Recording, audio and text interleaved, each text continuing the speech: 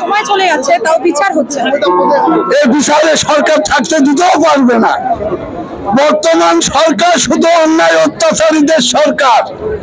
আমরা তার মুখ দিয়ে বলতে শুনেছি যে যারা অন্যায় বেশি অত্যাচার বা মানুষের সাথে জুলুম করবে তারা তার বেশি শক্তি ক্ষমতা পাবে। কাজেই এই সরকার, রাজ্য সরকার যতদিন ক্ষমতায় থাকবে খুন ধর্ষণ হয়েই চলবে। এই তিলোত্তমার ঘটনার থেকে আজ অব্দি 27-28টার বেশি খুন ধর্ষণ হয়ে গেল। প্রতিদিন পেপার খুললেই খুন ধর্ষণ আছেই। কাজেই এই সরকার দিয়ে রাজ্য চলবে না।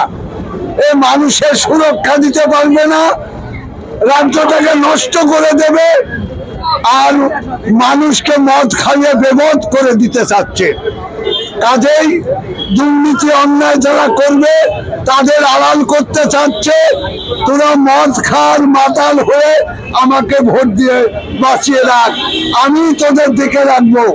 তাই এই মদ মাতালরা যত অন্যায় অত্যাচার করছে এ রাজ্যে সরকার তাদের তত্ত্ব লোপাট করে দিতে চেষ্টা করছে। তা না হলে আজ অব্দি তিলোত্তমার বিচার এতদিন লাগে?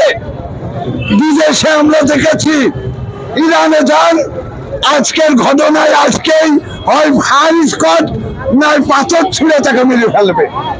এতদিন বিচার করতে লাগে? এই সরকার শুধু আড়াল করতে চাচ্ছে। সন্দীপ সে সমস্ত দুর্নীতির পাহাড় হসপিটালের, অথচ তাকেও আড়াল করার চেষ্টা করেছে এই সরকার। সিবিআইয়ের উপরে আমরা বেশি ভরসা করতাম, আর সিবিআইয়ের উপরে ভরসা করা যায় না। আর কতদিন সিবিআই দিন নেবে, কতদিন তার সময় লাগবে? রাজ্যটা ধ্বংস হয়ে যেতে চলেছে। আজ মানুষ নিরাপত্তাবিহীন জীবনযাপন করছে।